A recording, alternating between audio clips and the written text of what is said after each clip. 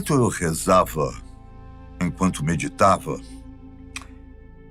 eu pedia por uma iluminação, uma resposta que acalmasse meu coração. No silêncio da minha prece, eu me perguntava: ó Deus, se tu existes e se tudo tu criastes, quem és tu? Sou eu tua imagem e semelhança? Aos poucos me acalmei. Comecei a entender que talvez não exista uma única resposta para essa pergunta. Compreendi que em toda a minha vida eu busquei uma experiência religiosa capaz de me conectar com o mundo. E é essa busca inquietante que quero compartilhar com você. Peço que me responda, se estiver ao seu alcance. Deus criou a humanidade ou a humanidade criou Deus?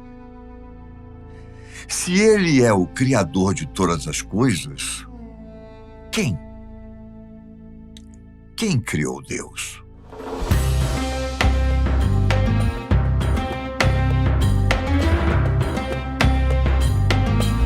Eu sou Ivan Lima e você é muito bem-vindo ao canal Fatos Desconhecidos. Quem acompanha o canal sabe que sempre trazemos explicações sobre diferentes fatos. Só que hoje eu não trouxe uma resposta, mas sim uma pergunta. As causas da origem do universo interessam não somente a ciência, como também a religião. Na verdade, na história das civilizações humanas, durante muito tempo, as crenças religiosas e mitológicas foram as únicas formas de compreender a existência do mundo e da humanidade. Você sabe quais são as diferentes formas do conhecimento humano? Por exemplo, podemos conhecer algo por meio da prática e da experiência individual. Esse é o conhecimento chamado de popular, que surge a partir da observação e da nossa interação com o ambiente. Não existe aqui uma preocupação com comprovações, já que é uma forma de deduzir coisas por meio da vivência cotidiana. Por isso, não possui exatidão e suas conclusões podem ser corretas ou erradas. Por outro lado, o conhecimento teológico se baseia no princípio de que a fé possui a verdade absoluta e explica todas as coisas do mundo. Esse tipo de conhecimento se baseia em doutrinas religiosas e, obviamente, não pode ser verificado. O saber mitológico também tem bases na crença, mas diferente do religioso. Ele se perpetua por meio da tradição coletiva e não através de dogmas e doutrinas.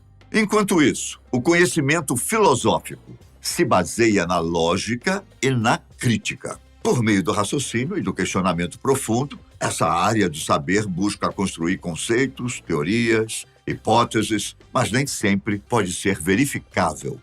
Outra forma de conhecimento, também de natureza lógica e racional, é a científica. Contudo, a ciência é um saber verificável que lida com fatos comprovados. Sabendo da diferença entre as formas de conhecimento, é necessário dizer que em nossa reflexão não é possível usar a ciência para falar de Deus, pois a sua existência não pode ser provada ou verificada pela lógica e pela razão. Para responder à pergunta se Deus é o Criador de todas as coisas, quem criou Deus? Precisaremos nos guiar através das várias formas de conhecimento religiosos, míticos e até mesmo filosóficos para chegarmos a uma compreensão sobre Deus. Os mitos sobre a criação do universo e da vida geralmente partem da ideia de que as divindades não criam as coisas do nada. Os deuses são artesãos que modificam e modelam uma matéria original através de um elemento primordial, como a água e a escuridão.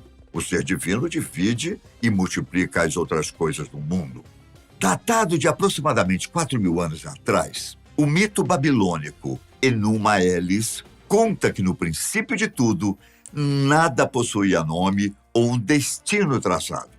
Mas um dia, os deuses criaram os planetas e determinaram seu movimento e trajetória, além de terem criado todas as regras de funcionamento da natureza. Nesse mito, o céu, a terra, o oceano e as tempestades são associados a diferentes deuses. De origem indígena amazônica, uma lenda de língua Nhangatu sobre a criação do mundo explica como surgiram as plantas, os animais. Nesse mito criador, todas as coisas surgiram da ação de um ser divino, Tupã, que teria criado todas as coisas a partir da água e da terra. Na crença religiosa que se baseia na Bíblia, Deus existe antes de todas as coisas. Em Gênesis, capítulo 1, versículo 1, está escrito: no princípio, Deus criou os céus e a terra. Era a terra sem forma e vazia. Trevas cobriam a face do abismo, e o Espírito de Deus se movia sobre a face das águas. Quando leio essas palavras, eu consigo visualizar uma existência caótica, esmagada pela plenitude de um Deus infinito. Um abismo vazio, sem a presença humana. É quase uma imagem poética que pode despertar sentimentos, independente do sentido religioso. Posso até dizer que essa imagem do caos existencial aparece não só no mito e na religião, como também na arte, na poesia. Na visão religiosa que se baseia na Bíblia, não existem forças ou matérias da natureza primordiais. Tudo é criado a partir de um Deus, um ser dotado de inteligência que é eterno e que nunca foi criado, porque sempre existiu. É o próprio ser primordial que dá origem a todas as outras coisas. Apesar dessa diferença e de tantas outras, as crenças míticas e religiosas sobre a criação do mundo apresentam elementos semelhantes. Alguns deles são encontrados em diferentes crenças, como, por exemplo, a importância de elementos da natureza para a criação do mundo, como a água, a luz, as trevas e a argila. Outra semelhança é a importância que a linguagem possui na criação das coisas. Assim como no mito babilônico, na Gênesis bíblica, o ato de dar nome às coisas aparece como elemento importante. E Deus disse: haja luz, e houve luz. No mito Nhangatu, por exemplo, também existe referência à desobediência do primeiro homem e à destruição do mundo por uma espécie de inundação. Além da tradição religiosa e mítica, o pensamento filosófico também se ocupou ao longo da história de elaborar explicações sobre a criação do universo e da vida. Em muitas correntes filosóficas, os mitos foram reinterpretados. Em outras perspectivas, a existência de Deus foi questionada e até mesmo reformulada. Então não havia nem o ser, nem o não ser. Não havia o domínio do ar, nem o céu além dele. O que estava recoberto? Onde? Em que receptáculo?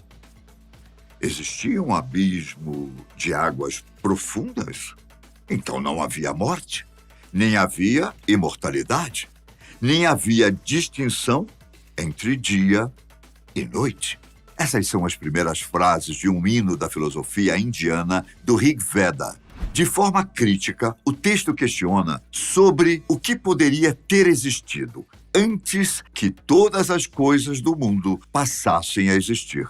Para esse pensamento filosófico, o início absoluto de tudo não se parece com nada do que nós conhecemos. Por isso, só podemos descrever a origem do mundo através de paradoxos e de símbolos, como o ser ou não ser, ou a morte e a imortalidade. Mas esse início pode ser conhecido por alguém por meio da sabedoria alcançada pela meditação. Esse hino filosófico sugere que a busca pelo conhecimento pode nos dar respostas, Acredito que este seja um dos princípios da filosofia, a busca incansável pela sabedoria. Muitos são os pensamentos filosóficos que se debruçaram a pensar a origem do mundo e, principalmente, as razões da existência humana. Para os filósofos pré-socráticos, Tales, Anaximandro e Anaxímenes, todas as coisas do mundo se originaram a partir de uma matéria primordial, que seria o princípio, ou, em grego, o arché. Nessa perspectiva, não existiria um surgimento ou um desaparecimento absoluto. Existiria, sim, uma substância que estaria sempre se modificando, mas sempre preservada. A partir de uma base filosófica materialista, os filósofos atomistas pensavam que o átomo era o princípio material de todas as coisas, só que para o atomismo grego, existiam diversos tipos de átomos e, consequentemente, diferentes tipos de matéria que se encontravam no princípio do universo. A união de vários átomos teria originado tudo o que existe no mundo.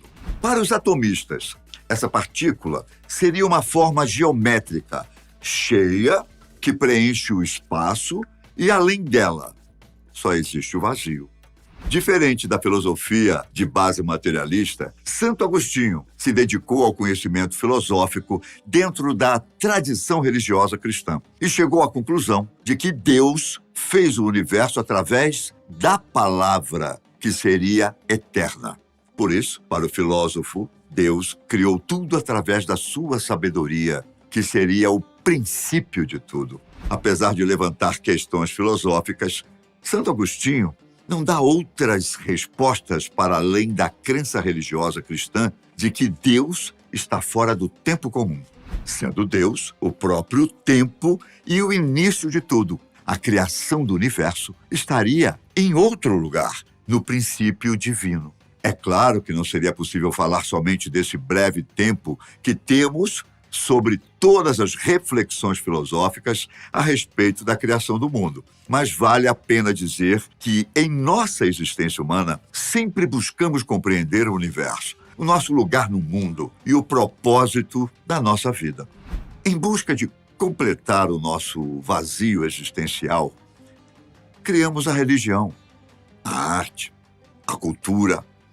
Além disso, vivenciamos paixões, amores, construímos formas de dar sentido para o nosso mundo e para todas as coisas. E você? O que lhe dá esperança? O que impulsiona a sua vida?